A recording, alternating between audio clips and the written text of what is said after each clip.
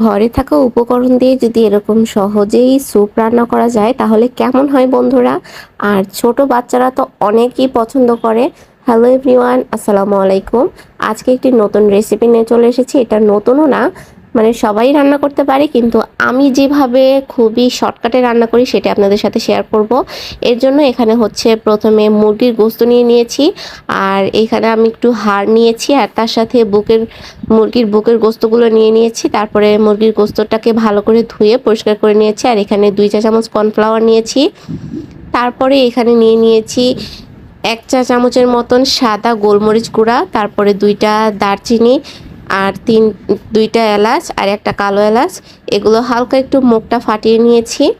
তারপরে এখানে অল্প কিছুটা বাটা মশলা নিয়ে নিয়েছি। এখানে আদা বাটা, রসুন বাটা, পেঁয়াজ বাটা আর হচ্ছে জিরা বাটা আছে। এগুলো সবগুলো ব্যবহার করব না, আমি একবারে